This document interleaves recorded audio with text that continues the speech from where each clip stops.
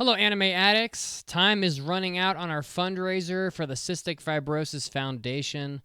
Again, until the end of March, 50% of all support we receive is going to be going to a good cause to help people with cystic fibrosis.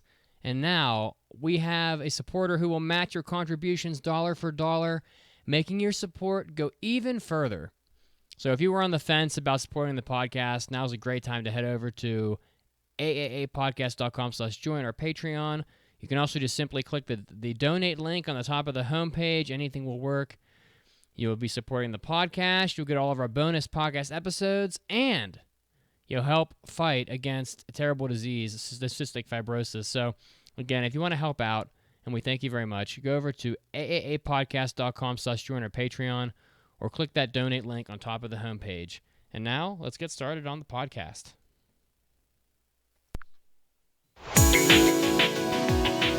Get ready! You're about to listen to the Anime Addicts Anonymous podcast. Make your anime addiction worse at aaapodcast.com. And now, here are your anime addicts.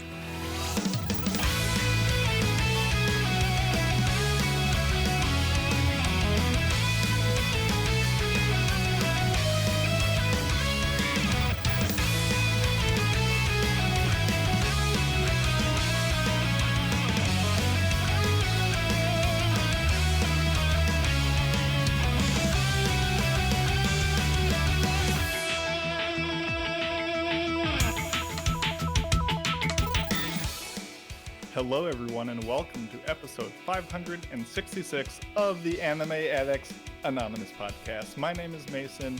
I'm the Statler of this duo today, and with me, being grouchy in the top seats, is my good buddy, my Waldorf, Mitsugi. How's it going? Man, I was pretty tired earlier in this evening after a wild party last night at Mitsugi's place, where I actually consumed moonshine. That was not good.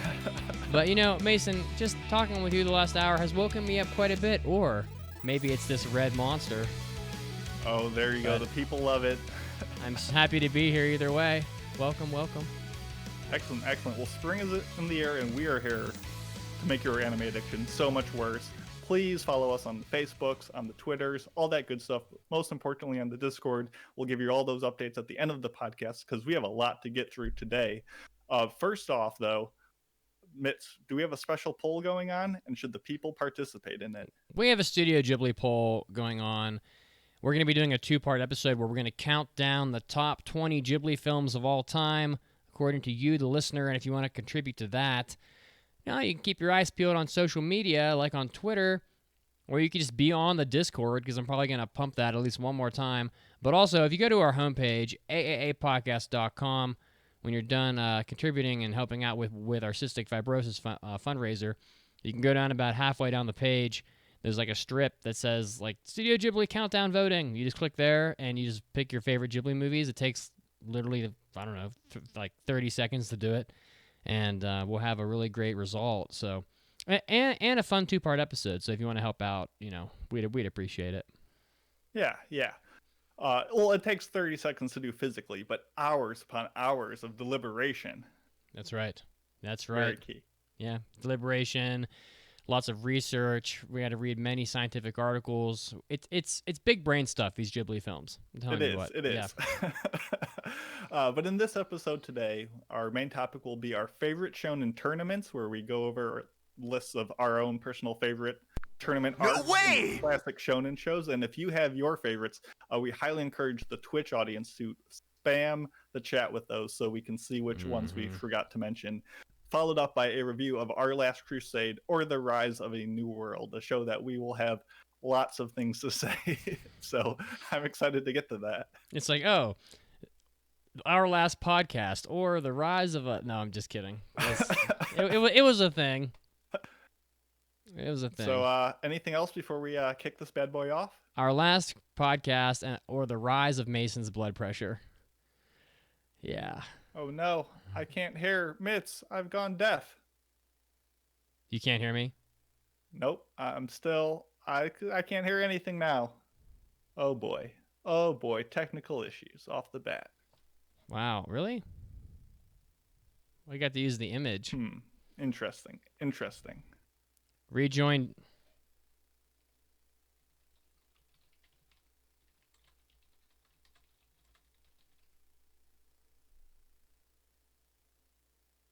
Hello.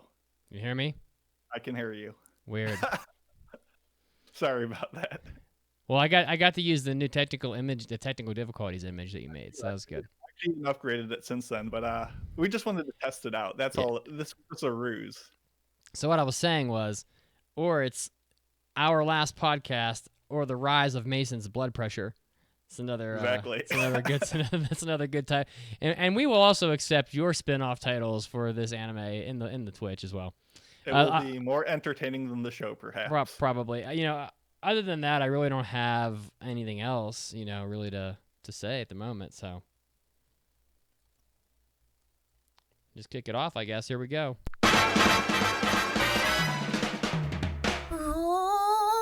大ニュースです。It's time for big news of the week.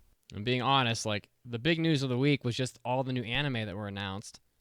For real. Yeah, there were a lot of them. So I haven't watched this anime, but it had more comments on my anime list for a news article than I've ever seen before. It was something like 210 comments, which is like usually 4 times as many for like a major. Like if Attack on Titan had a new season, it probably wouldn't have 200 comments. Oh dang. And just from what I've seen, and that is The Devil is a Part-Timer is getting a second anime season. So Which we were, I think, just talking about last episode. Were you guys talking about that? It was very recently where Caroline and I were just like, yeah, this show is like surprisingly better than it had any right to be. And I think people might have been like so into commenting on it because nobody expected this. Like, obviously it's based on a source material that went on past the anime, but it was never like such a plot heavy show where we're like on pins and needles, like, oh, we got to see what happens next. Like, I don't think anyone expected it. So for like 8 years after season 1, for them to drop season 2, yeah, I'm down. Well, White Fox produced the first the first like batch of the TV anime season back in spring 2013. That seems like such a long time ago. It does. Is that really correct? Yeah, it's been a long time. I mean, oh my God, really? Because if that's true, then life really is passing before my eyes. Because I feel like, honest to God, that was easily just like a couple years ago. And the words of Michael Jordan, wow. Time keeps on ticking into the future. Oh my God. So crazy how nature do that. It's been 8 years since this anime came out, and this podcast was a spring chicken when that happened, and it's coming back. That's wow. I would have guessed like 2017. No shit. So I'm not really sure who the studio is going to be this time. I couldn't find it in the news article, so I presume it's White Fox again, because otherwise I would think they'd say something, but I'm not really sure. The manga for this property has sold 3 million copies. It's just like, it puts into perspective what a big hit Demon Slayer has been, because Demon Slayer has now sold like 150 plus million copies of its manga, and people are very excited about Devil is a Part-Timer, and it has sold like 2% of what Demon Slayer has, which is just fucking ridiculous. I mean, it's more comedy. It's not a shonen. Like, I get that it's a whole different like demographic, but I get what you're saying, where it's like, just, you really can't even compare the levels of success. No, it's mind-boggling.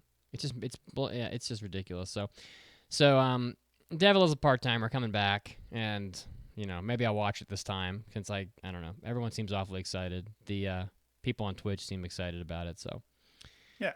Why not? But that's not the only big news. The only big. I'm really excited about this next one, Mason. Yeah, this next one, MAPPA is producing a water polo anime called Remain. It's an original TV anime, which I'm super hyped for. Though I am a little concerned that MAPPA is in too much stuff. Maybe they got like Zombieland Saga going on. They've got like the Buddhist like idol show, not idol show, the Buddhist deity show going on. They've got the Yasuke thing. They've got this Remain. They have Chainsaw Man coming out eventually. They haven't announced when, but MAPPA is just, not to mention Attack on Titan, which they're currently digging out. So like, they've got a lot going on, so hopefully they're holding up okay. But this is a collaboration between screenwriter Masafumi Nishida from Tiger and Bunny, Bandai Namco, and Mappa, um, directed by Kiyoshi Matsuda, who did Kakegurui. And looking at the synopsis, it's the exact same synopsis as like that 243 volleyball show where this guy, played water polo in like middle school, quit, and then he enters high school and he's like, know what? I'm going to try playing it again. Joins the school team, and they come into problems and issues. Like, it's the same sports setup, but hopefully because water polo is cool, we get boys with abs like Free, and Mappa's doing it. Who knows? But I guess I'm excited. It is cool, people that watch the Olympics, like water polo is a really bizarre and interesting sport, and it's so brutal. So brutal. It is brutal, and to your comment about Mappa, Mappa just I don't know much about Mappa's like internal workings, but it could be that they become so successful that their studio has grown quite a lot. I mean, they may have several teams of people in their studio and may have the capacity to work on a few things at the same time, but to your point, they put out like 12 shows last year, so like I'm sure they have. Maybe not 12, but a lot. Either that or they're just working people to death. But but to your point, like water polo is it could be it seems something that would be very difficult to animate. I mean, you're gonna have a lot of like water flying around and stuff, and it just seems like something that's gonna require a lot of effort and attention to detail to really nail that correctly. I mean, just imagine all of like the splashing and water droplets that are going to be flying around in every frame.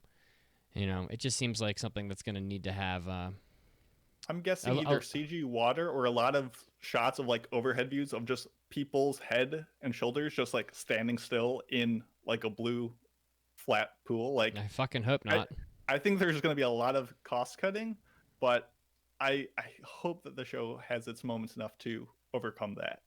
And to your other point, it's just I don't know why every sports anime has to have the same synopsis. Like, yes, he quit playing water polo after an incident, and then he's joining high school and he wants to redo. He wants to try again, and but the team's gonna like not have enough players.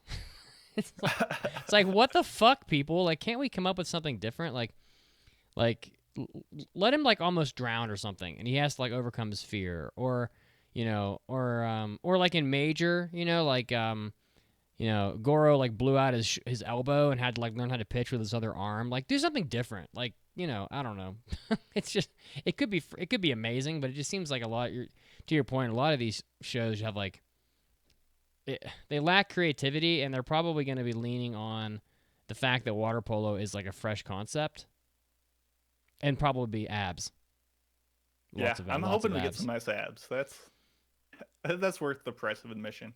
I'm still excited though. Like, I'll watch any sports anime. Like, I don't care what it is, honestly. So there you go. So that was pretty exciting. What else?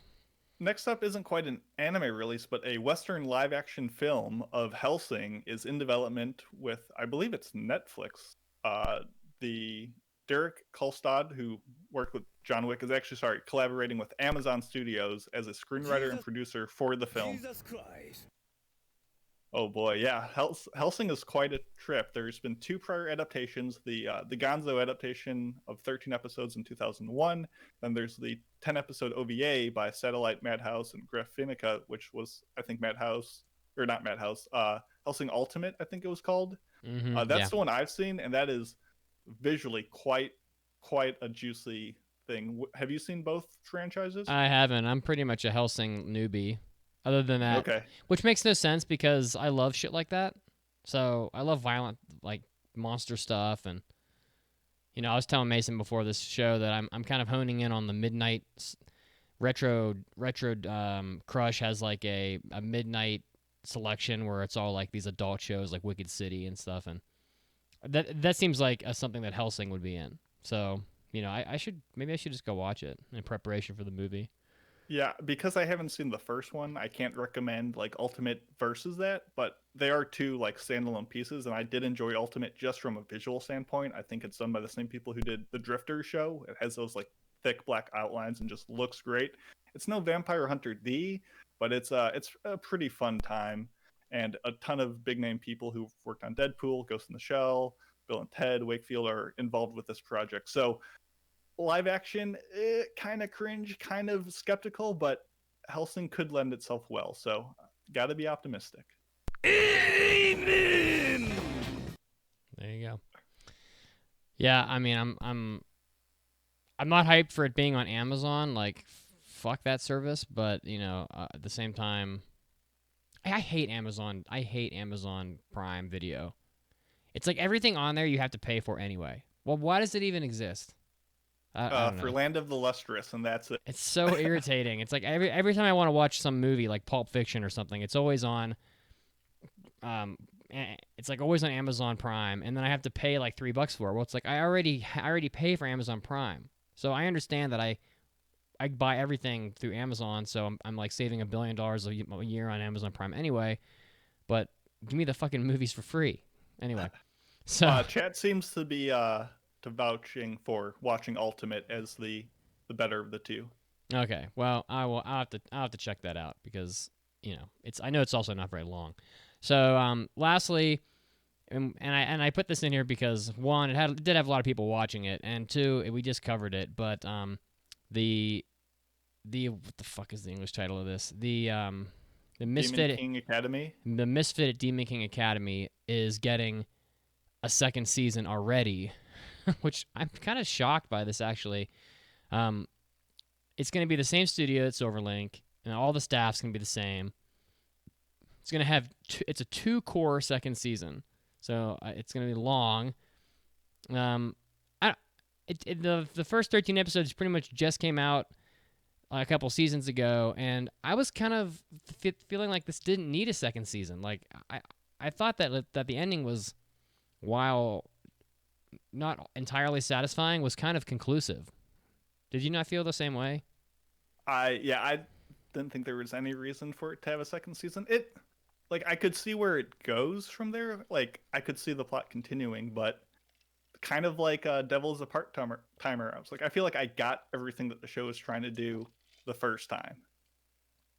So, well, we'll see. It's and to have 2 cores, it's like, it's probably going to come out. It doesn't have a date, I don't think, but I don't know. How much more mushroom gratin can that boy eat? I don't know. Good Lord. How many more wives will he bring home to his dad? And how many more displays of just insanely overwhelming power will he create until we're satisfied? I don't know.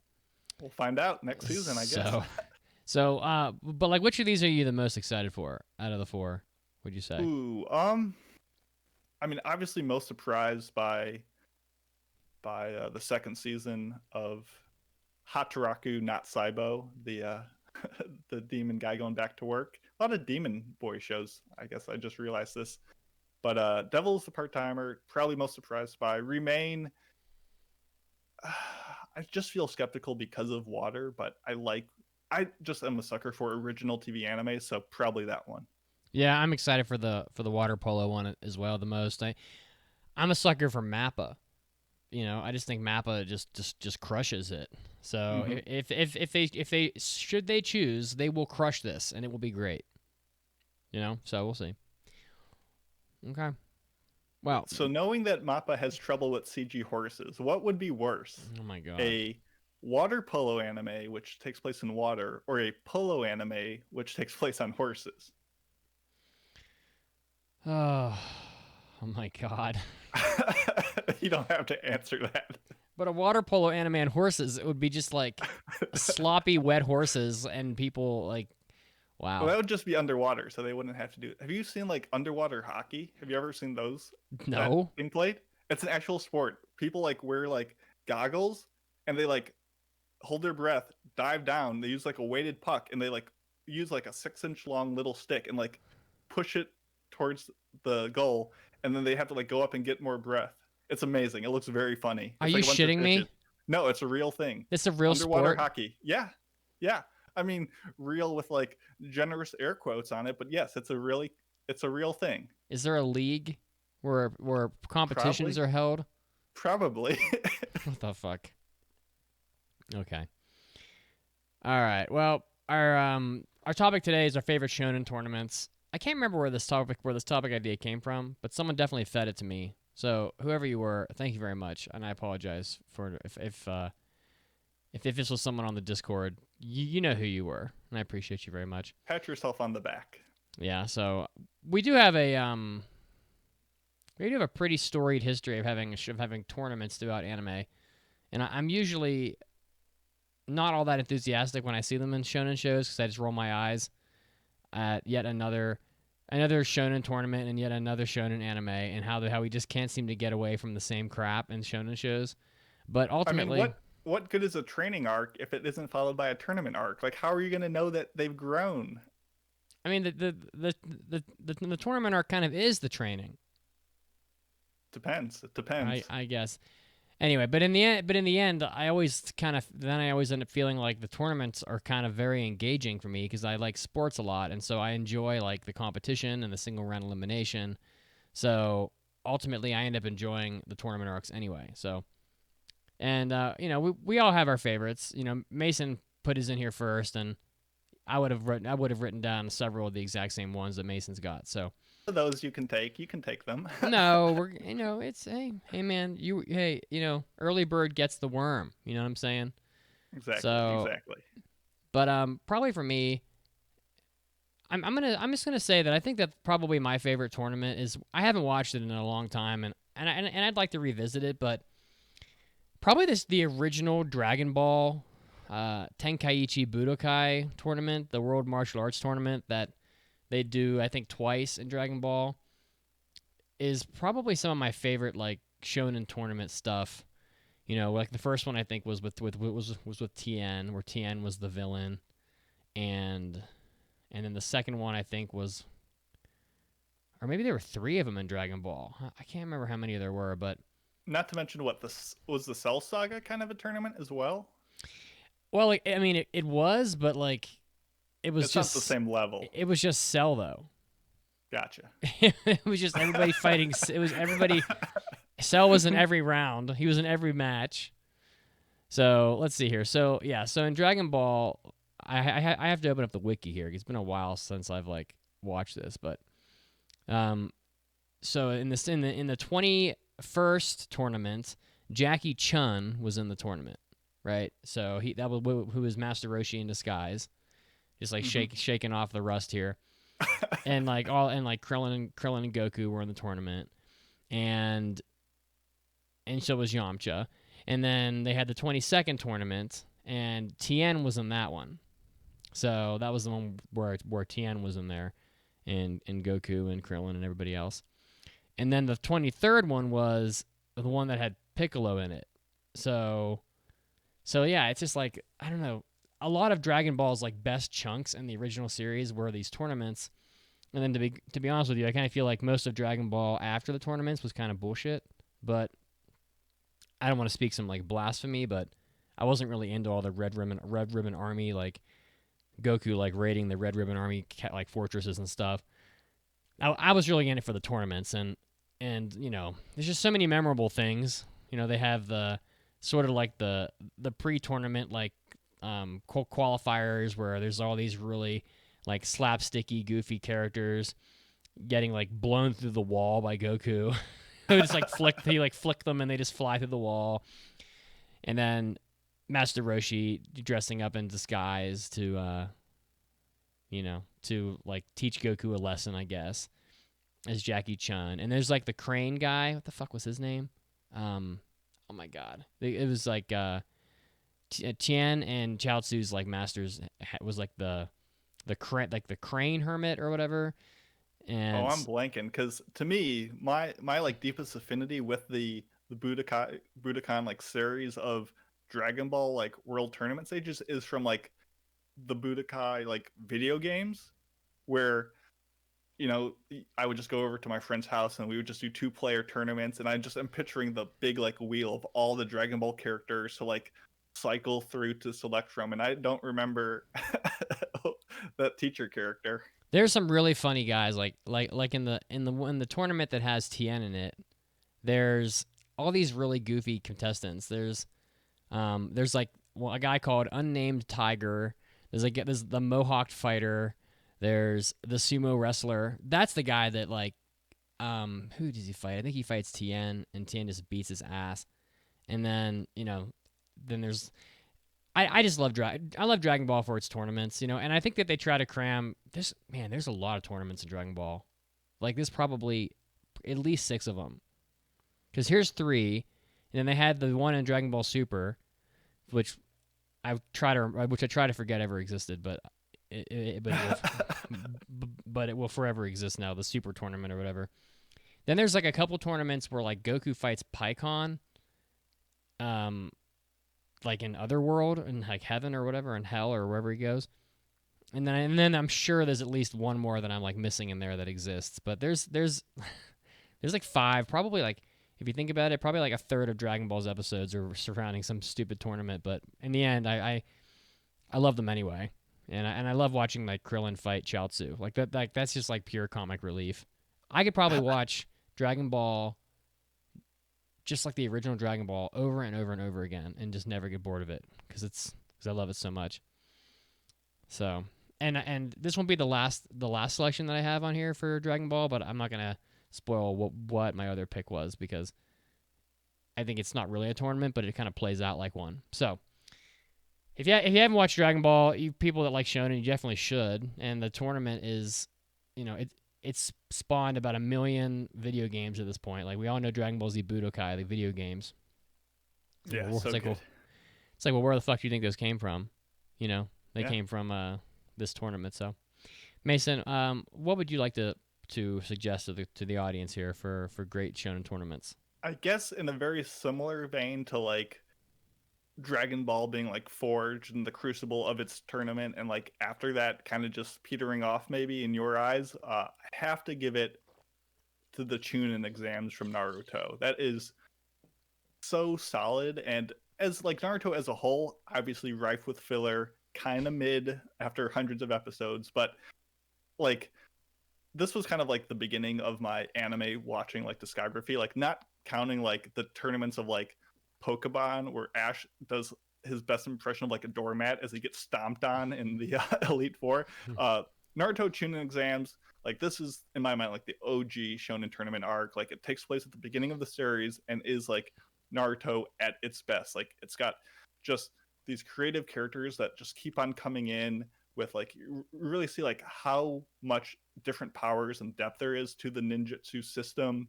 It's just full of hype moments. The characters, as you mentioned, like don't really train for it. They develop as it goes along. And it really just was the best foot forward for Naruto, and it was so well put together. And I don't think the series ever lived up to it, but it was definitely worth watching. So I enjoyed my time with it. Rock Lee versus Gaara has to be some of the most epic shit that anybody's ever seen. Yeah. I mean, I remember when I was like, how old was I back then? I think I was a little late watching Naruto, but I think I was probably like in my late teens. But watching Naruto in that section of the series like blew my fucking mind. Like just the imagery of how they depict Rock Lee when he just goes apeshit when he takes off his leggings or whatever. Yeah. With the almost like demonic, like blurred imagery, how fast he is, and how everybody thought like no one could possibly beat Gaara ever. And it was like that was the whole like build up to the tournament. It was like, oh, this guy named Gaara, like no one can ever beat him. Like just he's gonna kill you and all this, and no one could touch him. And then like Rock Lee's like pushing him to his breaking point, and everyone likes Rock Lee, and oh my god, it was just like just some fucking unbelievable action. I mean that, it's moments like that really cement a series like Naruto and its fan base. Like there were probably for sure. There were probably a lot of people that were kind of on the fence about Naruto, and then when they saw that scene, they were like, that was it for them. Like they were in, and it propelled them like all the way to the end of the franchise. And I wonder how many people just saw like some like Lee versus Gaara like AMV on like YouTube and like 240p, and they're like, oh, what's this show? I gotta check it out. Like I'm sure it also brought so many people into the franchise. Like that was probably one of the most single important tournament arcs in my era. There have got to be 100 Rock Lee versus Gaara AMVs on YouTube. To Linkin Park alone. At least. I mean, it's so funny. Like, there's so many songs where I'll hear them, and I'm like, wow, I really know this song. I'm listening to it like with my girlfriend, and I'm like, I only know this because there was some shitty Dragon Ball Z AMV like back in the day, and then I get laughed at because of it. But yeah, you're right. This was and this wasn't the only good fight in the tournament. No, but it's the most memorable one. Yeah, it's the one that everybody like goes crazy over. But I feel like it's been like probably over 15 years since I've seen this, but as I recall, there were at least two other good matches in the tournament that were worth talking about. So, but yeah, you're not wrong. So pretty good stuff. The next one for me, I won't go back to Dragon Ball right away, but I'm going to talk about like Slam Dunk has a great high school tournament in it, and like let's be clear that this is a different type of tournament. Like these aren't fighting tournaments. There's like sports tournaments, but there's a lot of sports shonen shows that have tournaments in them, and some are more memorable than others. And I could just list off the shows I think have memorable tournaments, and I think we'll get to that. But like Slam Dunk has a really unbelievably great cast of characters for the main team of Shohoku. Like every character on the team is great for some reason, and a lot of the other teams have great players, have great players as well that you rally behind. But they spend a lot of time on the tournament, and they spend a lot of time on each game, sometimes too much time. But that like the games themselves are really in depth. Like there are some games in that tournament where they show like practically every play is shown. Like they're not skipping around. Like there's no montage of like the scoreboard going up or them skipping entire games and just having like a red line move along like the tournament like bracket or whatever. Oh yeah, where you see them like progressing, but you don't see any of the game being played. Yeah, exactly. They will show like the whole game, complete with like foul shots and everything. Although I think there was an episode where like the episode took place over the span of one foul shot, and I was like, "Come on, I know this is Shounen, but like move it along." That's some Chimera and Dark. It's ridiculous, it's unbelievably ridiculous. But then they'll show the games from the other teams that aren't even like the main teams, and then they go back to the main, and then they'll have like prep in between, and then they go back to the main team Shohoku, and then the only disappointing thing about Slam Dunk is that they don't finish the story in the anime, and at this point they're not going to because it's been out forever. Wasn't there news of some like Slam Dunk anime coming out? Well, I'd piss my pants if there was. For real, I'll pee my pants right here. There was. I didn't know if it was like a sequel or continuation or like a recap movie summary, but correct me if I'm wrong, chat, but I thought there was some Slam Dunk anime news. Somebody must know who's watching, but like there are some people in the chat that either didn't finish or didn't watch Slam Dunk at all, and I'm telling you, Slam Dunk is awesome. Like it's old, but like seek out the charm and how old something was, and make no mistake, Slam Dunk is like back in the 90s had Demon Slayer like popularity, so it is definitely worth watching. So, but like yeah, there's a lot of sports anime that have great tournaments. I know that there are tournaments that are very loved in Haikyuu, for example.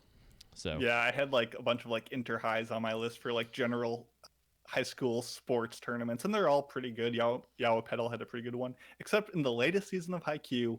As much as I don't like the season 4 I thought was not good. Who cares about what I think? You mentioned like showing the game. Mm-hmm. This game in Haikyuu commits this grievous sin of like skipping some points, and they jump to match point. So like the score is one thing, and then they jump suddenly to like the final point of the thing, and like there's no build up to it, and it like changes your entire scope. And it's just like, why would they? No, like it ruins everything. Hey, anyway, disregarding. So similar to how you did. Go ahead. Well, I was just in the same vein. Because I don't think that we're gonna return to this. Another sports anime that has like extreme detail on games is Big Wind Up. I don't know if you've watched Big Wind Up, Mason. I have not. There's like a couple like of these like fundamental baseball classics that I just have not gotten to. Major, Diamond of Ace, Big Wind Up, like all that stuff. I need to pick one and give it a shot. So I haven't watched Ace of Diamond, but I really want to. I would definitely watch Major if I were you, although it is long. But Big Wind Up is not long, and it's while I don't think it's as good as Major, Big Wind-Up's like I think the second season is in the midst of a tournament, and they spend like largely an entire season on one game. I mean, I'm pretty sure that they show every single pitch. Like they'll go into the minute details of the pitcher trying to figure out like what kind of pitch the batter is expecting, and I think they pretty much show every pitch of like at least a couple games in that tournament. And it's like if you don't know anything about baseball going in, you will know something going out because they spend there's a lot of detail of baseball in Big Wind-Up, and that's why I thought that was so good. Like there's no skipping bullshit. Like they're going into like the strategy elements of like pitching in like a 9 box, you know, or I can't remember how many boxes he can pitch into. Maybe it's 16 of them. Like he can get it that accurate. But Big Wind-Up is another one of those, and also Cross Game is another one that has like tournaments. But they're all trying to go to Koshien ultimately. It's always about Koshien. Anyway, but you should watch Major though. So yeah, maybe. It's a time commitment, but that anime is fucking awesome. So anyway, not to cut you off. What do you got? What else? No. I was gonna say getting away from the fighting tournament arcs was. I think I saw some people in the chat mention this, but the 43rd annual autumn election from Food Wars, the second season. Oh. Where the cooking tournament, which has tons and tons of great battles, like a really climactic ending with like a twist of like the number of people participating in it. It's battles. It's so cool. Yeah, exactly. Battles. I mean, clothes exploding battles. Like people are getting nude on the regular with how good the food is here. Is that the one where like the girl is like making curry?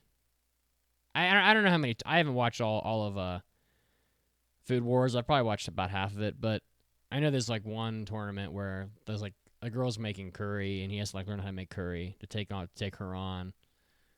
I think so. And there's some girl that like dresses half naked and she like is really good at meat, like cooking meat or something. Yeah, that's her skill. The white-haired boy is the Spice King, but Alice, the best girl of Food Wars, is in this tournament, so that's great. No, it's just a really fun one, and like Naruto, I think this is the peak of Food Wars because after this, it kind of tumbles off the cliff, and I haven't continued it past whenever I dropped it. But this was a pretty fun one. It definitely reeled back the lewdness just enough where they got into like actual like the food science of it, and it was really enjoyable for tons of different gastronomical reasons, and it was fun. Yeah, the lewdness of Food Wars always kind of confused me because it's like it's about food, like, and I think it turned a lot of people off actually. You know, because not everybody likes ecchi stuff. So when they see girls like orgasming, so to speak, over food and their clothes exploding off, it's not really. It's not a turn on for everybody, and it doesn't really seem to really fit in the show very well. But you know, well, whatever. next Hobby Addicts, I'm going to be talking about a movie which is essentially the live action, like inspiration in some ways for Food Wars. Okay, it's quite a trip. So I mean, tuned. I like Food Wars, but you know, it's it's a little much. Going back to Dragon Ball Z here, you know, I never really thought of this as a tournament until today, but if you've seen Dragon Ball Z, in the beginning of it, there's the Cybermen that come when Vegeta comes down with Nappa, and they kind of pair off, and they make everybody fight a Cyberman, and that kind of feels like a tournament too, does it not? Where, like, Chaozu blows up, or who gets blown up? Yamcha gets blown up by a Cyberman, and I guess Chaozu blows himself up on Nappa, but that kind of feels like a tournament because Vegeta's there like snapping his fingers saying, okay, you two fight, and then he's kind of just being entertained by watching everyone get their asses kicked. Yeah, there can be some like loose definitions for like what determines like a tournament arc. Like I had like Baki, like this fighting show in my mind, but like the whole show is just a tournament arc. So is it really even a tournament arc if it's the whole show? I don't think so, but I could see it. Whatever definition you want, Mitz, I'll allow it. Oh, really? Yeah. Wow. There's no rules here. Playing fast and loose. All right. Well, yeah, I mean, I think that fits, and that's like a very nostalgic period of anime for me. So, you know, watching Krillin struggle against the Cyberman. Does he even fight a Cyberman? Krillin? I think So small. He just tries his best. It's not really fighting. I'm not really sure if he fights one or not. I know that Yamcha does, but I think eventually Vegeta gets frustrated, and then they just end up bringing in Nappa. So, but I don't have a whole lot more of these because like most of the ones that I thought of you had on your list. So let's do one of the big ones from my list then, which would have been on your list, which is probably the undisputed best tournament of all time. Probably. Which is the Dark Tournament arc from Yu Yu Hakusho, which is a tournament through and through. It has the grandstands, it has announcing, it has brackets, and it just has so many different characters really reaching the pinnacle of their story arc, of their fighting prowess, of just like coming to terms with like why they're on this journey, on this quest, fighting just some great memorable villains. It's such a complete package that it is like you look up tournament arc in the dictionary, the Urban Dictionary, you get this. Yeah, the Dark Tournament is like I think I've seen it like at least 4 times, which is wild because it's so long. And I find that, and then I finally finished it, and then I just finished Yu Yu Hakusho, and this is like, I think as we've been saying over and over again, this was definitely the best part of Yu Yu Hakusho because I really think everything after that was kind of shit. Oh and no, the trend continues. And there's a tournament. Have you finished Yu Yu Hakusho? I finished Yu Yu Hakusho, yeah. Because it gets pretty dumb. I mean, if you think about it, but there's another tournament at the end of Yu Yu Hakusho, but it's not nearly as good. But there's so much hype in that tournament. Like, there's so much hype with Taguro, and just waiting for him to finally get around to the point in the tournament where Taguro fights, and then that fight is pretty much not a letdown. So vascular. Oh my god. I've never seen deltoids like that in my life. Boy is ripped. He is so fucking ripped. He's definitely juicing. That's like when you go to the gym and you see these guys where you can see like every fiber of their muscles because they're so dry. There's like no liquid in their body at all because they're like on so many like steroids. They're living on the Dune world that I was talking about. Yeah, they're living on a diet of like skinless chicken. That's about it. Yeah, so I mean, and then so many of the villains in the tournament, just like on some random schlub team, are like have great designs and interesting powers, and like Chu, what the fuck's his name? Chu, and like the wind, Jin, I think, like the wind guy, like that whole team had really unique powers. And there's the match where Hiei like brings out the darkness dragon. Like that's not even like an important fight. It's just like some random fucking fight, but they needed to pull a rabbit out of their hat to win. And he just like erases some poor son of a bitch with the fucking darkness dragon. Was that Akiyuki Shinbo that did like the animation for that cut? I could be wrong, but I'm like not sure. The classic dude who like runs Shaft nowadays, I think he was like brought on to do like a couple choice cuts from Yu Yu Hakusho, and I think he did that one. Oh man, it's pretty good stuff. So good. It's so long though. God, it's long. I mean, it's got to be at least 50 episodes. At least. It's too long. But I don't know, it's so long that really when you get down to it, it makes you kind of say, you step back and you look at Yu Yu Hakusho as a whole and you just simply say to yourself, this anime is literally just a tournament. Like that's literally, it's like, oh, we have like 2 short story arcs and then just an endless tournament and then a bunch of garbage after that. So like, I do love Yu Yu Hakusho and the characters are amazing, but it really is just pretty much just a tournament. That's what it is. So yeah, pretty much. Yeah, I don't know. I guess I want to, just for the sake of time, I want to go through really quickly my notable shoutouts. These are all seinen shows, not shonen shows, so they don't qualify. But the prefectural qualifier from Ping Pong the Animation, God tier tournament. Ping Pong, the NHA Cup from March Comes in Like a Lion, God tier tournament. The National Tankery Tournament from Girls in Panzer, where they have the tank off, God tier tournament. Every season of Chihayafuru has a great tournament.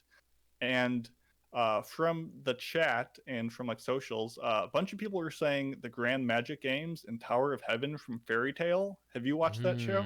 I haven't, but I'm really interested in I'm really interested in Eden Zero, like the new one, and I'm like, but it doesn't make any sense that I'm interested in it because I haven't watched Fairy Tail. But I'm like, oh, a shonen show that's about the guy that did Fairy Tail. So Exactly. I have no idea why I'm excited for the new one, but I really should just go watch the old one. So that, obviously, the UA Sports Festival from My Hero Academia, people seem to love that. And the Fourth Holy Grail War, which I think is the Unlimited Blade Works one. I could be wrong. That's Fate Zero. But is that really a tournament? Because they mostly just like encounter each other in like some cityscape and end up fighting like in a street. It's not like a bracket where they pair out, where they pair off and fight. No, it's what the people said. They like. I give them benefit of the doubt. So. I guess it is like a tournament because it's ultimately you're eliminating each other one by one anyway, even though it's not like a sanctioned event. Yeah. So I guess maybe it is. I guess it is a tournament. Just don't tell the Fate fans that. Anything else you wanted to chime in with? Well, did you mention the Heavens Arena? No, I didn't. The Hunter x Hunter. Yeah, I mean the Heavens Arena is pretty great in Hunter x Hunter. Yeah, it was, but it's not very long. I was gonna say it's more of like 10 episodes, which I kind of like, but it was like more of a basis for him, and by him I mean Togashi, to like introduce this whole new power system of Nen, and like be like, this is the breeding ground of like these unique abilities you're gonna see for the rest of the series. Also, it's gonna tell you how satisfying it is to watch someone get punched in the face. Probably one of the most satisfying punches in all of anime. It could be, yeah.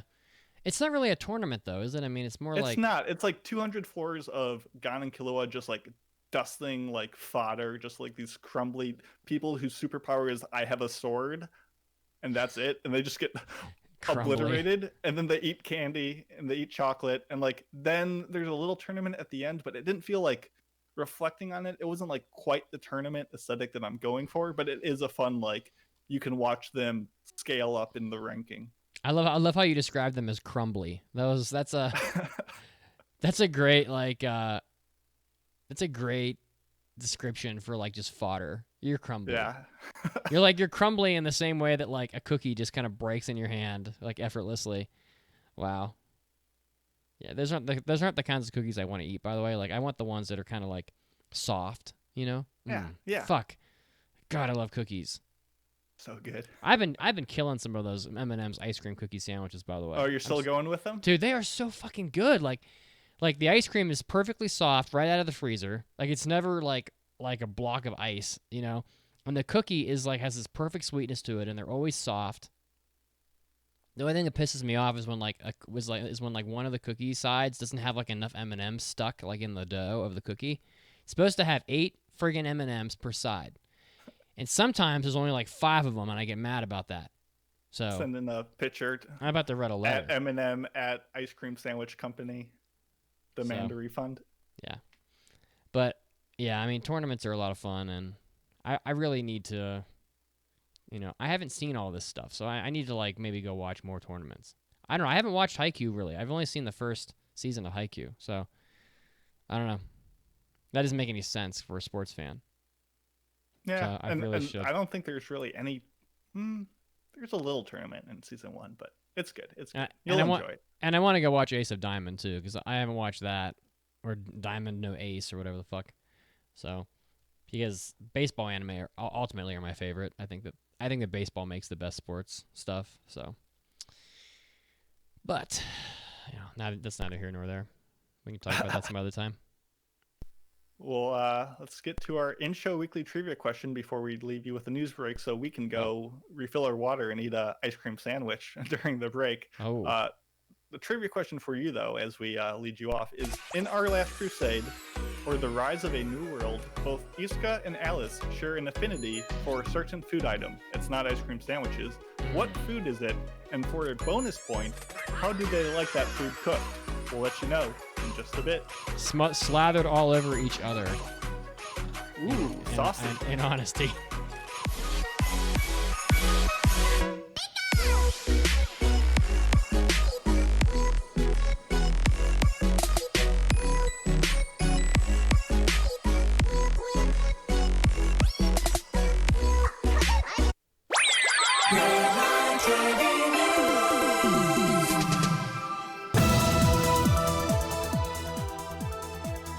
Hey, Anime Addicts, Mitsugi's here, and I'm bringing you more of your anime news, leading us off here with yes, yet more new anime adaptation announcements, including a big one coming from Aniplex, another adaptation of Tsutomu Sato's The Regular at Magic High School. The Reminiscence arc is going to be getting adapted into a TV series. Madhouse produced the first season of the anime back in the spring of 2014, and 8-Bit did the second season in fall of 2020, and there was also an anime film that came out. So if you are a fan of The Regular at Magic High School, there's going to be an adaptation of the Reminiscence arc coming out sometime soon, although the release date does not quite seem yet to be announced, but we'll keep you filled in as we know more. Next up, the winner of the Seiyu Awards were announced on the internet radio program Nippon's cultural broadcasting internet show Cho ANG Plus. The winners of Best Actor for last year were Kenjiro Tsuda for his work in Id Invaded and Hanako-kun, and Best Actress went to Yui Ishikawa for Iwakakiru Sport Climbing Girls and The Day That I Became a God. So, great work from both of them. Supporting actors and actresses, Takehiro Koyasu for their work in BNA and Decadence, Nobunaga Shimazaki for their work in Fruits Basket's second season and Jujutsu Kaisen.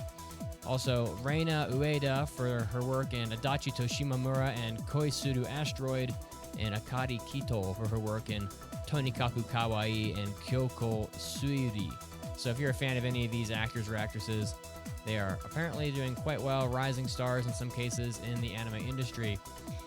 Next up, another new anime adaptation announcement. The light novel Sabikui Bisco is getting an adaptation, so very interesting here.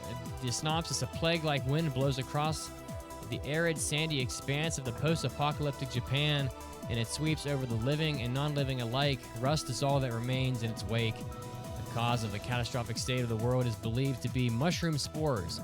Bisco Akaboshi, known as the man-eating mushroom, is a wanted criminal archer whose arrows instantly grow mushrooms wherever they land. However, he is in truth a mushroom protector, a person who spreads fungi in order to enrich the land and return it to its previous state. Weird plot synopsis with some strange The Last of Us sounding little tones in there. The staff involved with the production is going to be directed by Atsushi Ikanya, who worked on Akame ga Kill. The assistant director is going to be Daisuke Mataga of Id Invaded. And then if you want to know the studio, it's Oz. So Studio Oz, who has literally done nothing before. So this is a brand new work for a brand new studio. We'll have to keep you posted on when this is going to be releasing. However, it does look like a shonen property. So for those of you that are interested in shonen shows, Sabikui Bisco is going to be getting an adaptation coming up here sometime in the future. And lastly, another new anime adaptation as things just keep pouring into 2021. A new season of Date A Live, a fourth season, is going to be coming out in the fall of 2021. This was announced at the Light Novel Expo event pretty recently. Looks like it's going to come out in October 2021 from director Jun Nakagawa of Date A Bullet, Dead or Bullet, and a High School Fleet movie from Studio Geek Toys. So Studio Geek Toys has also not done a whole lot, but they did do Plunderer, which we covered briefly, Re-Ride D, and a couple other properties. So, but all in all, a fairly new studio. So if you're a fan of Date A Live, more is coming in the fall of 2021. This was Mitsugi, and this was your anime news break. Now it's time to get back to the podcast. Anime Addicts, as you know, this podcast recently became independently funded, and we are attempting to continue on funding this podcast with the help of so many of our listeners without having to play annoying commercials for underwear and razors and cat food and all kinds of other things that bore you and make your listening experience not quite what it could be. And if you go over to our website, aapodcast.com/join, you can sign up.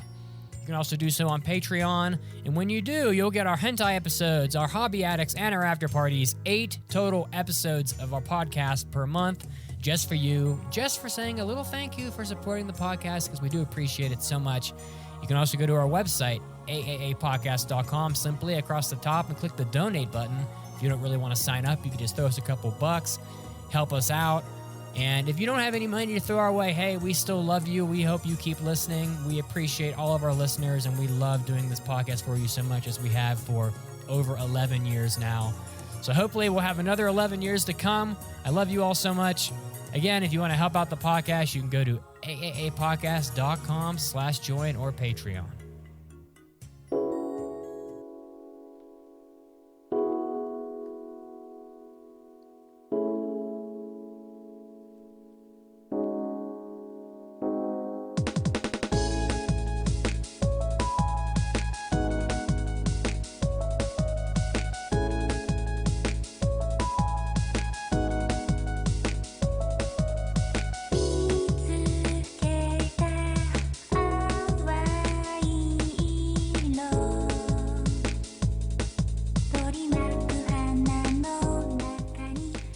In Our Last Crusade, or the Rise of Mason's Blood Pressure, both Iska and Alice share an offense. I should say, in the last anime though that Mason will ever let me select, and the Rise of Mason's Blood Pressure, Iska and Alice share an affinity for a certain food item. What food is it? And for a bonus, how do they like it prepared? Pasta, cooked ben kata, which is overcooked. What does that make it, like spongy, like soggy? Yeah, like it would fall apart while you're eating, and like it wouldn't hold its form. It's the opposite of al dente. Yeah, but is that good? No, that's like scientifically proven to be the worst way to have pasta. and they like it prepared like honestly, Poorly. like just like Iska likes it just slathered all over Alice's body, like head to toe, and he's just gonna like look at it and say, oh well, she wants me to eat this pasta off of her body, but ultimately this entire anime I'm going to refuse to show any interest, and I'm gonna refuse to make any move, even though I'm obviously extremely hungry. So he wouldn't eat pasta off of this girl if this was the last pasta ever existing in the world. That's how I feel about that. Yeah, it's probably extremely frustrating. All right, well, I have enlisted my mother this week to record some questions for us because, as we do, we haven't really played Does Mitsugi's Mom Know in a little while. So, and I thought it might be time to try to give away some more prizes. So, we're gonna play some Does Mitsugi's Mom Know now, and so we're gonna prance our way on over to the other section of our Discord here.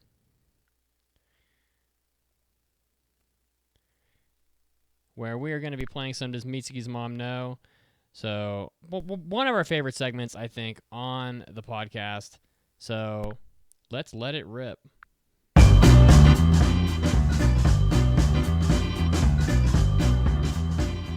It's time for Does Mitsugi's Mom Know? The game show that pits Mitsugi's unassuming mother against anime's most basic questions. Now here are your hosts, the Anime Addicts! Whoa guys, welcome to Does Mitsugi's Mom Know? The most savage, unforgiving game show in the world where Mitsugi's mother will try to answer anime's most basic questions, and one hapless listener of the podcast will try to predict her level of knowledge. And who do we have playing the game today?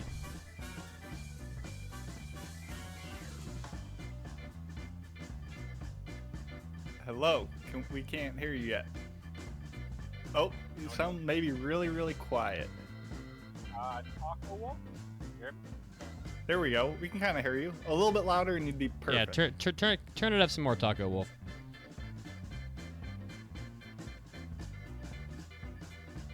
Just enjoying this jam while he gets You his like audio set up. Yeah, it's not bad. It's a little poppy.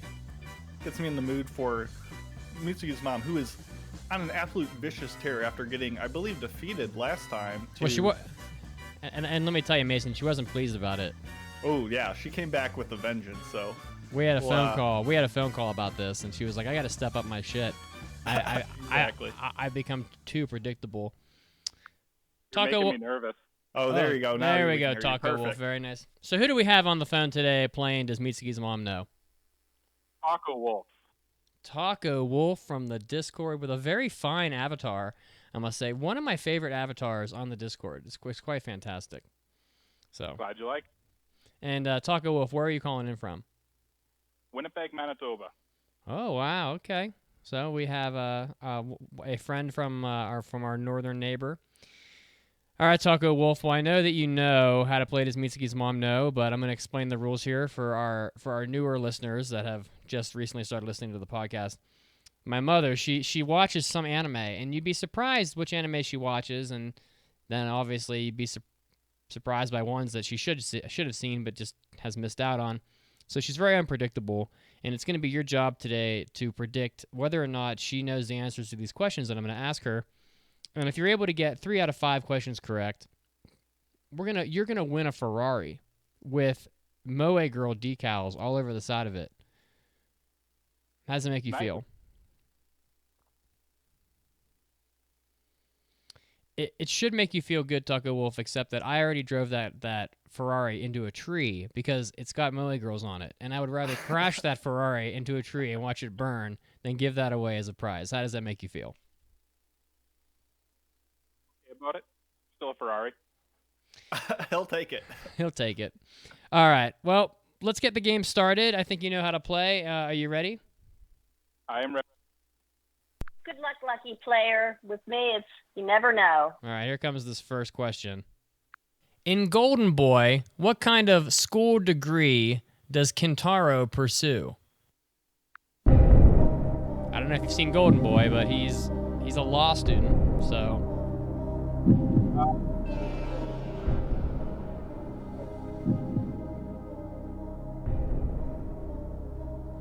Having trouble hearing you, Taco Wolf. I'm going to say no on that one. You think she does not know that he is a law student?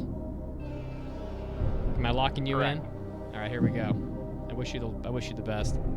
In Golden Boy, what kind of school degree does Kentaro pursue? He has a law degree, but then he goes out. He goes out and does odd jobs so we can learn more about the world. Taco Wolf, this is not a good start for you. I would not have gotten that. How did she get that? I have no idea. Well, I mean, it's because I love Golden Boy more than life and itself. She loves you, so by default, I get it. Well, really, it's more like I force feed Golden Boy to everybody I know, pretty much. Because Golden Boy is so fucking hilarious. So, but listen, Taco Wolf, don't get discouraged. Eat a taco. You know, savor the creaminess of the cheese and the spiciness of the hot sauce.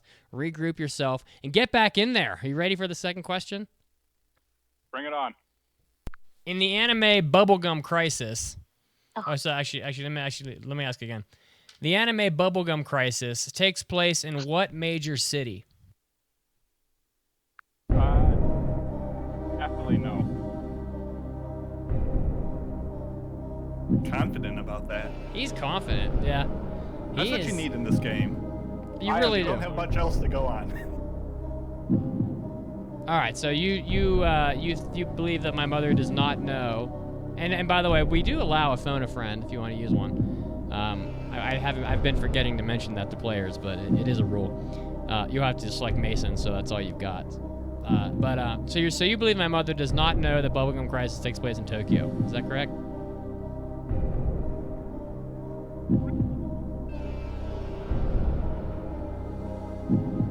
Losing you, Taco Wolf.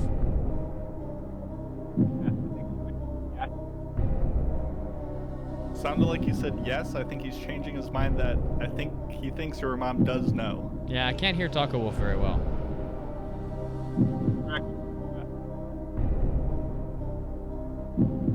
Just type it in the chat. Confirm yes or no. That I think that'll be best. I don't wanna misspeak for you. Yes, he says yes. He believes that he believes that she does know that it takes place. He's changing his answer. Okay. All right. Well, let's find out. In the anime Bubblegum Crisis. So actually, let me ask again. The anime Bubblegum Crisis takes place in what major city?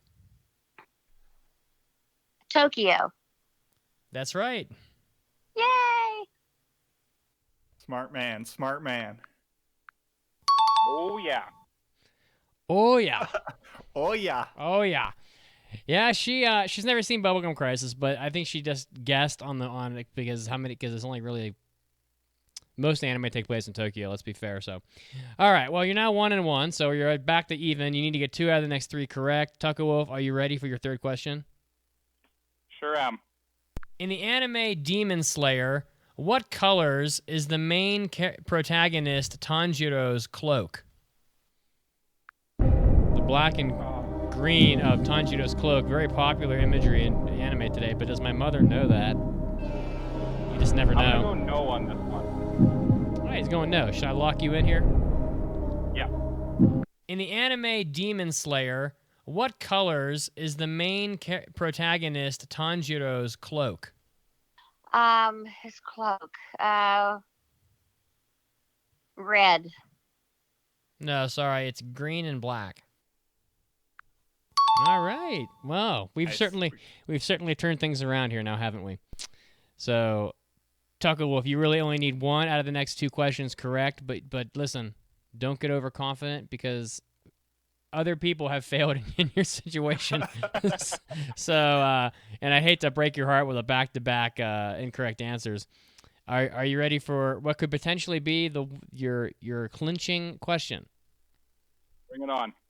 Demon Slayer, the anime, recently passed up what Studio Ghibli film as Japan's all-time best-selling box office movie? My mom's a big Ghibli fan. It's Spirited Away is the answer. It held the title for like 20 years or whatever. But does she know that? I'm going to phone a friend. Mason, give me some advice on this Oh, one. he's going to phone Mason. Boy. Well, I was about to say, after hearing the first part of the question, like her knowledge of Demon Slayer seems to be subpar. But as Mitz mentioned, she does know the Ghibli echelon. She does listen to the podcast. She's unfortunately not in the chat at this moment to be cackling at us live, but I think she would know which Ghibli film is the most successful and thus be able to guess it. So I would say yes, she does know. Okay, I'll roll with Mason. Putting your faith in Mason's hands. Here we're up. That's always a poor call. It's a dangerous move. Demon Slayer, the anime, recently passed up what Studio Ghibli film as Japan's all-time best-selling box office movie? Well, I know what I want to say, but it's probably wrong. You're talking about a movie yeah, I would guess Totoro, My Neighbor Totoro. No, sorry, that's not right. It's Spirited Away. I almost said that. Oh well. No, not oh well. Our reputation is on the line here, and you're playing games with my heart here. So, oh man. now I've got stuff on the line because you got to get this now, Taco Wolf. Otherwise, I look like more of a genius than I usually do. Yeah, you will have steered him down the path of destruction. Exactly. Oh boy. All right. Well, it all comes down to this. The final question. It's how we like it. Taco Wolf, do or die. All your eggs in this basket. Are you ready for your final question? Sure am. Lupin III is based off of the fictional thief Arsène Lupin, who is of what nationality?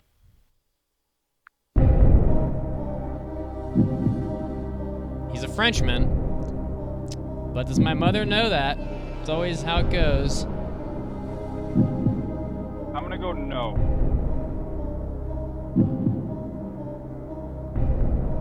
Pressure's on. I heard you. Am I locking you in? My mother does not know Lupin is French.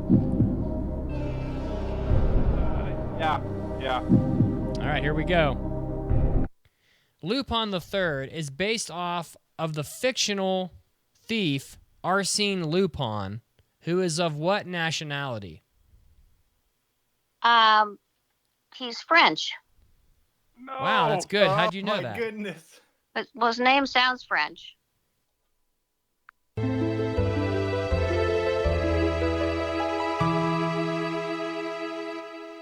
Taco Wolf, the hopes and dreams of millions were on your shoulders, and you have failed them. I wanted that Ferrari. I crashed that Ferrari, so His eyes were on the prize, and should have been looking for the misdirection that Mitz's mom persists to this day with her gameplay. But you did very well, I thought. you were a very good sport and a great guest on the podcast. I can tell you that much. And for that, we all enjoyed a bit of entertainment at your expense. And I want to thank you for that. And thanks for coming on the show. Thank you for having me. All right, see you later.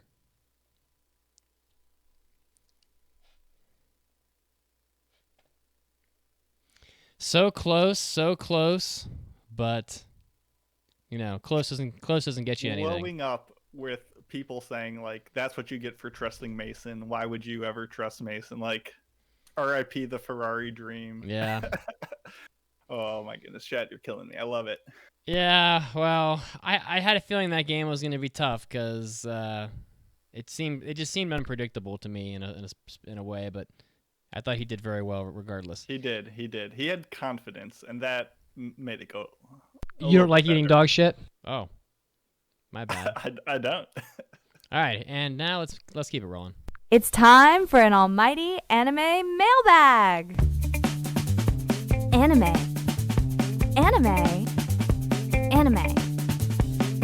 Mailbag. I picture someone needs like to Photoshop the Mitsugi mom over like the Matumbo like gif of like the big like basketball player who like swats away the cereal box in the aisle. He's like, no, not today. No. Please tell me someone knows what I'm talking about. Anyway, this mailbag comes to us from Jake Winstar, and if you would like to leave a mailbag, we highly encourage that you do so over at our website at aaapodcast.com. At the top, there's a big old mailbag button where you can leave all your topic suggestions and questions and mailbags such as this. And he writes, could you guys talk about the mecha genre and how it died in recent years? I'm interested in hearing your thoughts on it, like how it shrunk down. I recall that it was like yesterday when it was still a prevalent genre in anime.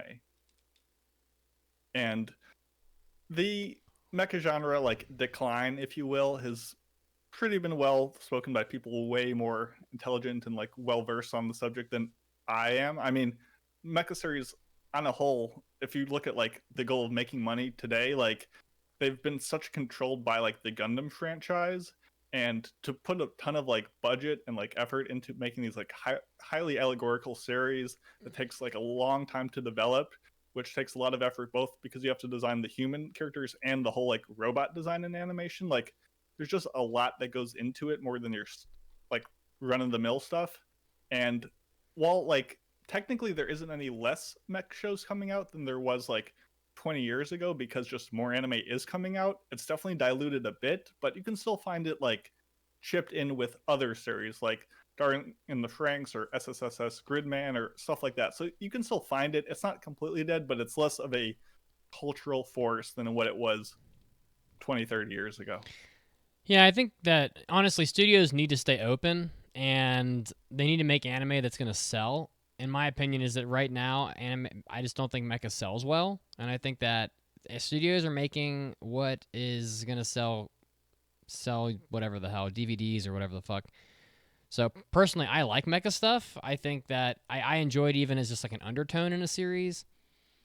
You know, like I don't really consider like Bubblegum Crisis mecha, but I mean, there's plenty of mechas in it. So I mean, there's like lots of robots in it, even though they're not like Gundams or whatever. You know, so I like that stuff, but yeah, it's just not really happening lately. But I will say that I think that trends do come and go, and mecha may have its day again. You know, I do wonder if there's a bit of brain drain in the industry with maybe the talent pool that draws mecha may have dried up, but I think that's probably also a function of the trends. So like when mecha needs to be drawn again because it's popular, people will learn how to draw it, and so you know, that's kind of my take on it. Ultimately, anime is business like anything, and business just follows the money. So, you know, when people in Japan want mecha again, you'll get mecha again. So, yeah, I do agree. Mecha will come back, and Gundam is still pushing out as much stuff as they ever have. And the stuff coming out this season, like Back Arrow and LBX Girls, isn't good, but there's still some some interest. And as long as it's not completely dead, it will come back in force, I think. All right. Well, moving on to our review of an anime with an extremely long title. Let me read this. Let me just read this title in Japanese. It's very long. It is, oh my god, Kimi to Boku no Saigo no Senjou Arue wa Sekai ga Hajimaru Seisen. That's the whole title. And Our Last Crusade, or The Rise of a New World. A studio, Silverlink Anime. Silverlink, at this point is pretty prevalent. They've done a lot of stuff. They did Bakuto Test. They did Strike the Blood. They did Chivalry of a Failed Knight, Kokoro Connect. They did the Misfitted Demon King Academy, which, kind of feels a little similar to this in some ways, and in other ways not. And the director is Shin Onuma, who definitely has done a lot of work. Yeah, I think he's an executive director kind of person for Silverlink these days. I think it was technically directed by Mirai Minato, who did Bofuri and Masamune-kun's Revenge. I could be wrong. I gotta look that up. He's definitely listed as the director on my anime list, but he did F, Tale of Memories. So those are quite good. He did C, the Money of Control, Bakuto Test. So he's done a lot of directing work. So definitely not new. He did Negima, so he's not new to the series, to the industry. So I passed this on episode 548. I watched it on Funimation, and I watched the dub, and I think that was a mistake. And we'll get into that in a little bit, but the synopsis of this show is basically that there's this power called there's this force. I guess it's more. If I call it a power, then I have to use the word power again. So I'll call it a phenomenon known as astral power that exists in this world, in this anime, that mages use. And I guess it feels more like if you can use astral power, you are a mage. So it's not like they use the power. It's like you are a mage if you can use the power. And there's another kingdom. There's a kingdom called the Empire that doesn't really care for this astral power. They view people that can use it as demons. And it has led these two countries, more or less, into having a very lengthy war with each other that's been going on for over 100 years. And there is a character in the name named Isuka who, at the beginning of the show, is in prison because he freed a witch from her imprisonment, and the Empire decided that he needed to go to jail for that. But as the show starts, they end up freeing him because he's a very, very powerful fighter, and they need him to participate in the war again, more or less. And so he is sent off to take down this very powerful witch called the Ice Calamity Witch. But ultimately, Isuka doesn't really like the war. He wants it to end. He's a pretty good-hearted person. And when he finds the Ice Calamity Witch, he more or less it's kind of a half-hearted effort to take her down, lets her go. And ultimately what happens in the beginning is that the two of them keep bumping into each other in sort of this destined fate sort of thing where they just keep running into each other here and there, and their fates seem to be kind of intertwined. So that's kind of the plot synopsis of the anime. Now, Mason, going into this, what did you know about the show? How are you feeling? So, yeah, overly long light novel name, check. Knockoff SAO character and weapon designs, check. Done by a studio that I have a personal vendetta against for making what I perceive to be some of the most vapid, mass-produced content that has churned out, check, check, check. I watched episode 1 of this when it first aired, dropped it as fast as I could, but like a poorly shot rubber band, this has come right back to smack me in the face. So I had very low expectations going into this when I knew we had to review it. Wow. So low expectations. I mean, for me, I think this was kind of a gamble for me. I think that I passed it because of what I thought was a pretty good third episode. And I think I had some predictions about where the story was going to go, and that combined with a I didn't rewatch the third episode, but I recall the action scene in the third episode to be pretty good. Took a chance on it, and I pretty much knew what I was getting, but I wasn't really quite sure how it was gonna fully play out. I expected a lot more fighting with magic and a lot more of their silly romance antics.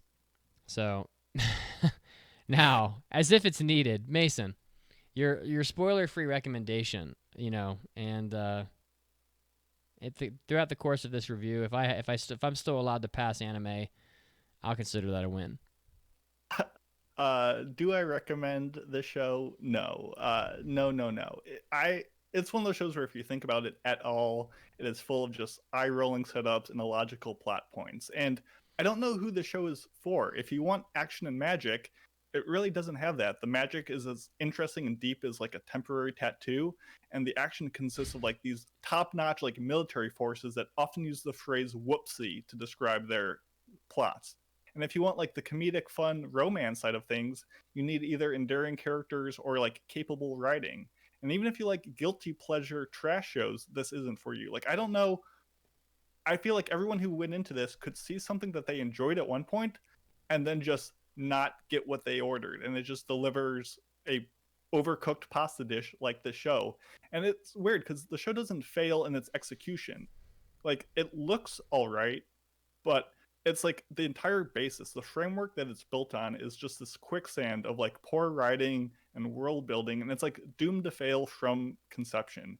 This is like bottom of the barrel, and the only thing more difficult than like watching 12 episodes of this was when I was like trying to take notes. It was like coming up with different synonyms for vapid, generic, cliche, and just poorly done. That is just ingrained with every aspect of the show. It's not good.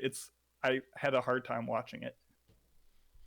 I think for me, I also really can't recommend it. I mean, but for me, it was the writing is so bad in this. It's just like one dropped like plot line after another, and it's very frustrating. Yeah, the setup for the show is this like war that is happening, and they just keep getting distracted by these different like things that are happening in the war. But like in viewing these events, the overall like plot line of this conflict never really advances. So there's like the third episode where like the founding astral being or whatever the fuck comes up and they fight that and it goes away and it's like, okay, well, that's gone. And then there's some other like bad guy characters that show up and you think, okay, well, it's going to take a turn here and maybe we're going to, latch onto this and it's going to carry the plot forward. But no, they finish that up and they drop it. And it's like the plot line just never goes anywhere. And ultimately it's really quite frustrating. And at the end of the day, like we're going to talk about it here for a bit, but it would be extremely hard to recommend this show because like even something like the Misfit at Demon King Academy, which I think we all agree was like passable but not like a great anime, honestly is more satisfying than this in terms of plot line, and it still contains the same kind of like pseudo romance magic action stuff that this anime's got. So, even if I were just to go that recent in my mind's history, even that anime would be more recommendable than this one, which is a big time disappointment because I was kind of hoping that this show might go somewhere, but ultimately it never really did. So we're gonna move into our spoiler section here, and we're gonna get more into the storyline. So if you haven't watched this anime and you wanted to, you might want to check out now. well, don't first of all, but if you don't believe us, we are going to talk about some spoilers. Spoilers are coming. Oh my god. So where do you want to start with this, Mason? Because I feel like I mean, I guess I just have this like running like stream of consciousness like notes that I've taken because the show kept on finding new ways to disappoint me.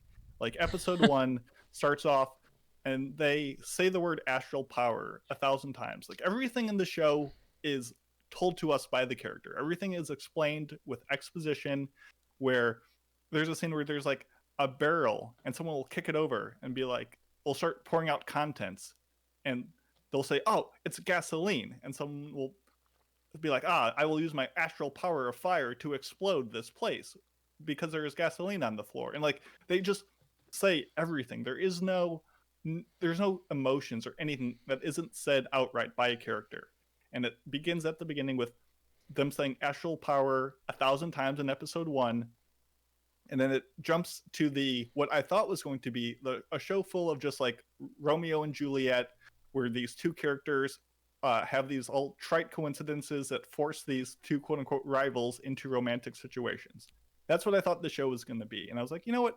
Alice, she's kind of cute. She's kind of like bumbling and nervous around him. Like, I could see this being a fun, lighthearted romance thing. But right when I think that that's what it's going to be, it shifts gears into just like this big bad guy showing up, which gets introduced through like this, where Alice is like saying like, oh, this ancient person was locked away 1,000 years ago. Nothing will come of that. And then like a minute later, something comes of it. Like, and then it goes into this weird like side story upon side story where you get this like lazy cat girl emperor out of nowhere. And all of a sudden we got a side story of that where they just keep on being so distracted from the core plot that you end up with a show that is nothing like you started, and it's nothing like what you wanted, and you're just constantly feeling like everything is unresolved and just lackluster. That's kind of the plot as a whole. Yeah, and I just want to say that like I don't really, I want to beg for innocence here, because like I really feel like this show had a decent setup after 3 episodes, and then it just totally shit its pants by just not doing anything. You had no idea that it was going to be so inconclusive. Yeah, I mean, it was. I mean, I saw a romance. I thought that the two of them were going to team up to end the war. You know, like somehow. Crazy. That would have actually, offered some plot progression. Or even in a cliche way, they'd fall in love, and like their love would show that like these two countries can coexist. You know, or like at the end, and then in the penultimate moment, they'd be fighting and everybody'd be witnessing it. And then they would decide that they'd rather just like be executed by their respective nations rather than fight each other because they're in love or whatever. And then ultimately the nations would say, "Oh, well, maybe we can coexist." That would have been better. That would have just been a rip-off Romeo and Juliet and would have been much better for it. Yeah, ultimately. But instead, and maybe it will end up being that because it's clearly not the end of the show because it had no ending. Oh, but God. it's probably, I mean, if they make more, there's clearly a season 2 coming. It's just like the Salazar the Great is a terrible character. He's just like this caricature villain who was supposed to be like so powerful, and then like he just gets his ass cleaned up in a hurry, and then like they drop that storyline, and then it's like, oh, and then like the fucking giant mecha comes out of nowhere at the end, and I'm like, well, if you can make these mechas that are this powerful, why not just mass produce them and just crush the other country? And then it's like, and then that combined with like some really dumb shit, like all he has to do is stab his sword into like the fucking like lens of the robot to destroy it. And I'm like, well, who makes a robot that's like obviously quite expensive to make and probably took a long time to build, and then you have like this obvious vulnerability that is just like every single like robot or giant monster ever had like a crystal or like a camera lens somewhere on its body, and by stabbing a sword into it, the whole thing just falls apart. It's like this is so fucking dumb. A lot of the fights in the show, and we'll touch on that later when we get to the animation, but like a lot of the tactics that they use to defeat the bad guys is just run around. Like they will just there's no thought. They will just be like, I have a sword, I will hit you with it, and that will end the fight. Like that's all the setup is to it. Pretty much. Not to mention anything about this weird like fetishistic or an endearing thing where their quote unquote romance that did exist essentially consists of Alice just like prodding Iska in like his unconscious state, like, or chaining themselves up together or walking around naked and then forgetting, oh my goodness, there's a person here. I can't believe I'm naked. Now you must be naked too. Like the only idea that this show presented that was unique and original was, of course there's a beach episode, because why not? Yeah, there has to be. The captain has a swimsuit that has a cat tail coming out of it. That was the one moment where I'm like, you know what? I've actually never seen this before. That's the one beacon of light. And it was still terrible. And it had the call out to Syrup, the turtle from Bofuri. That was kind of nice too. It just drives me crazy. Like this show has mature themes in it. There's like definitely like themes of racism in it. There's war in it. Just like all this mature stuff. But then like you have these two characters where they're obviously in love with each other. It's like so like pitiful, like how obvious it is. But they can't, like, even though it's obvious to everybody and it must be obvious to themselves too, they just can't like close the deal on it. And I'm like, everything else in this show, like so many of these themes are mature. And then you have like love, which is more or less also a mature theme, and you just can't fucking deliver. And it's like anime is always like this. Like these two characters, even when he's like sleeping with his head in her lap or some shit on like a park bench, and he wakes up and they're like blushing, or at the end when like they're almost getting ready to kiss, at the end she's like, "You're just like my you're just some fucker from another country and you're my enemy." I'm like, shut the fuck up. Like, you know that that's not the case. You know you like him. Just kiss him. Make everybody fucking happy. Make some babies, you know, and move on. But no, we can't. We can't do that because because reasons. I guess I wasn't even disappointed by their lack of like a love interest like going through, because the characters in the show were so bad. 95% of the guys were just silent, brooding fighters. 95% of the girls were just big-breasted glompers. 100% of the characters were just like incompetent because they were just one-dimensional archetypes. Like everyone felt like a rough draft. Like they're like, let's have our main character look like this and our main actress look like this, and then they just like forgot to develop anyone any further. And their compatibility boils down to like, oh my god, we said the same thing at the same time. Haha, so cute. LOL, random XD rar. Like that's it. Like you could watch the first episode and the last episode and miss nothing because there's no development, there's no depth. They're just so bad. We bump into each other at the opera. We like the same we order the same food on the menu at the same time. It's like it's almost wincing. It's almost wince-worthy. Yes. How like gross like the portrayal of the romance is, but then like fine, it's a romance. Like it's a Romeo and Juliet sort of story. Then just make it happen. You know, I don't understand why you have to keep dangling the carrot and then, you know. Like, anyway. I get the conceit that that's how romances can start. You need a spark. You need something comedic or something like that to get them together. Fine, I can excuse that. But when the entire romance, quote unquote, is that for 12 episodes, nah. You don't got me, dog. And moving on from that, like, I thought the OP was average. Like, it was okay. OP just sounded... But it wasn't... I hate the shunna-na-na-na-na. Shunna-na-na-na-na at the beginning of it. She's just like, we're not even going to have lyrics here. I'm just going to shunna-na for like 20 seconds. The music on the whole, though, was so incredibly boring. Like, even during intense battles and sudden ambushes, the music was just like plodding along with the most uninspired numbers I've heard. Like, and they try to use insert songs to what I imagine was supposed to be these big climactic moments, and it doesn't happen. The only thing like sound wise that I remember is from episode 7. Alice just goes "Ree" in a super annoying voice, and I just was like, okay, she's just a meme lord, I guess. Like, didn't sound good. Nothing in this sounded good. I almost couldn't watch this show around my girlfriend because the voice of the captain, oh my goodness, was so obnoxious in the dub that she almost like forbid me from watching this in her presence. Yes. I don't know if you watch the dub. It does make it go quicker. But I started with sub and then I switched to dub, and both ways was a mistake. But the dub especially was difficult. Yeah, it was pretty rough. I don't know. I mean, I did like some of the action scenes in the show. Like the scene in the third episode was pretty good. I thought that the fight with like Salazar was okay, even though like it was meaningless in the grand scheme of the story. I didn't think that the final boss fight, so to speak, with the robot was very good. Like, he charges up this blast that is just massive, this massive beam cannon, and he fires it at them like point blank, and it like blows up a whole like city block. But because like Iska rolls out of the way, it entirely misses him. I'm like, bullshit. Like, there's no fucking way. Like, you would be gone, like, for sure. You know, even if you were near that thing when it fired, you'd be dead. But so this is some dumb stuff.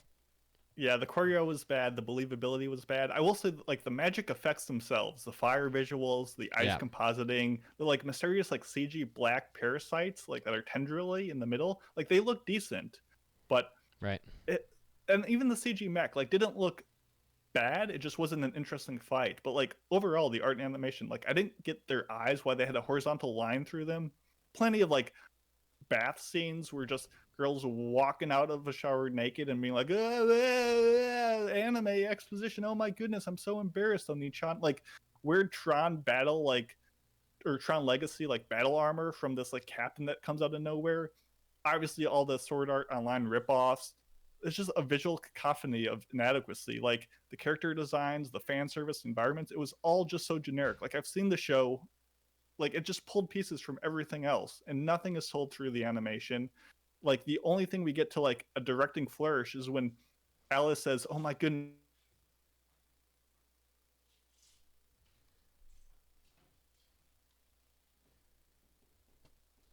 point over animation, bad. But that was the best part of it somehow.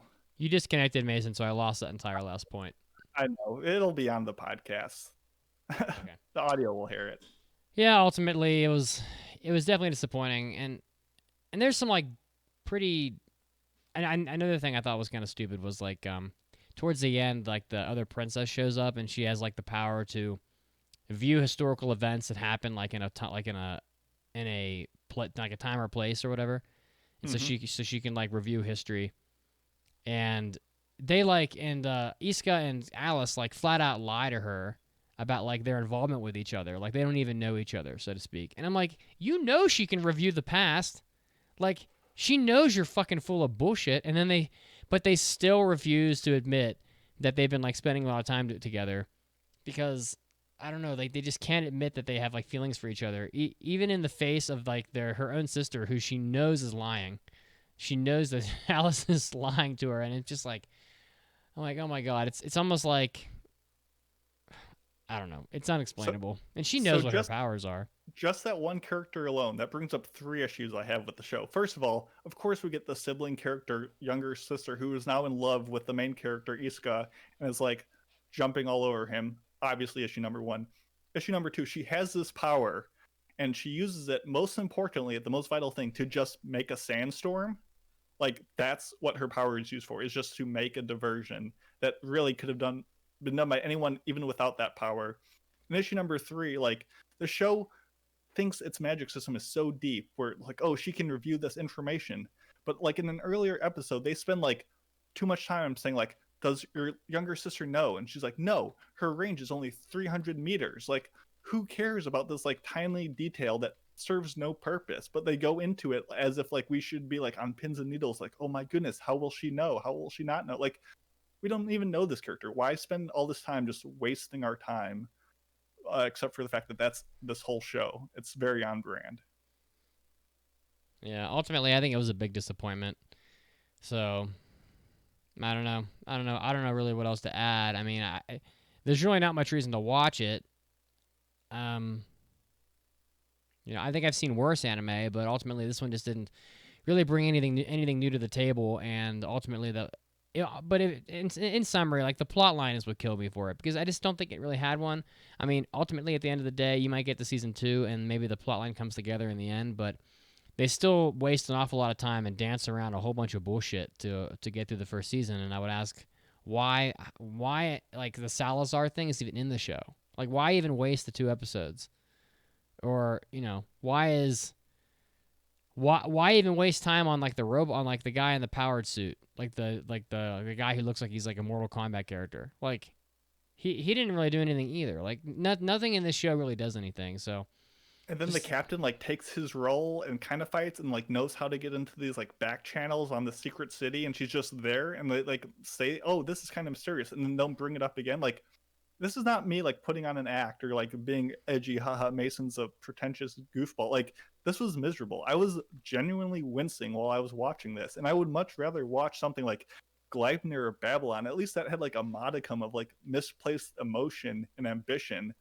And this was just so complacent. Like, everything in anime is a choice. someone wanted all of these events to happen in this manner, and I can't fathom why. Like, this was really bad. I did not have fun watching the show. I'm sorry. I'll score it. Like, I think probably this show is... I've seen worse anime, you know. Man. That's really like the way to put it. I've seen worse, so because of that, I'm gonna give this give it... swimsuit with a cattail out of 5. Is that your score? Yeah, we're giving it a 1. Wow. Only Holy because shit. it's not the worst I've seen. I mean, I'd give it probably 2 astroglyphs. I mean, 1 is like reserved. How? For me, How? well, because what did the show offer? Well, because a 1 is reserved for like really fucking horrible stuff, like really bad, You like can go with a half Copcraft. score. That's a 0.5, my dude. No. Oh, my goodness, No. This is no way this was even close to average. No, I mean, I gotta be a consistent scorer from past history. You know, a 1 is like what Copcraft gets. MD Geist gets a MD Geist is legend. It is legend. Sunglasses engaged, and also obviously a number is a very loose thing. Like, numbers can fluctuate. There's plenty of things I've given a score to that have changed, like when thinking back on it. So I'm just giving you a hard time. No, I know you are, but yeah, but ultimately, a big disappointment, you know, and I'm hoping for more from future shows, and I won't watch the sequel because, you know, ultimately I just don't think it's not even worth wasting any more time on a hope and a prayer. So it is what it is. But next week we're going to be doing a no review because next week's our Anime Oscars episode. So very excited for that. So we had a lot of people vote in the Anime Oscars, and we will find out what the best shows were from 2020. So we'll get to that. But then after that, we're going to cover, what is it, The Day I Became a God? Yeah, something I think you will not be a fan of, but I'm excited to talk about it. Oh, man. Well, we'll see. We'll see. And but I know we have a lot of good stuff to cover coming up in the future. So and I'm really excited for the spring season. I think it's going to be really good. Yeah, I'm just looking up really quick what I gave Copcraft. Anyway, it doesn't matter. We'll look at it later. That was it. That was episode 566. I had a bunch of fun. Hopefully you did too, listener. Social media, said it at the top. You can follow us. The podcast is at AAA Podcast. Mitsugi is at Pope Mitsugi. And I am at Macy Pacey. Facebook, you can figure that out yourself. Discord is where all the cool kids are, almost 2,000 of us. So come on and hang out with us. We have Anime Club. March 10th, we're going to be discussing the first 13 episodes of Shiki. Great, spooky, vampire kind of haunted thing, so check us out there. Manga Club, March 17th, we'll be talking about Bakemonogatari, the manga, not the light novel, volumes 1 through 2, chapters 1 through 12. All that's at 10 p.m. EST, so if you're interested in either of those, come on by. We'd love to have newcomers. iTunes review, do that thing. AAPodcast.com. You know the drill, people. That's enough and credit stuff. Let's get us out of here because this was a good show. Yeah, I had a lot of fun, and just gonna keep plowing through my anime. You know, it's an anime world. We're all just living in it. You know, cruising along. We'll see you guys next week on the podcast. Thanks for everybody who watched live. Everybody at home, appreciate you so much. Don't forget, running out of time for our cystic fibrosis fundraiser. So if you want to get in there and help out, you know, we'd appreciate it. So see you guys next time. See ya. Peace out.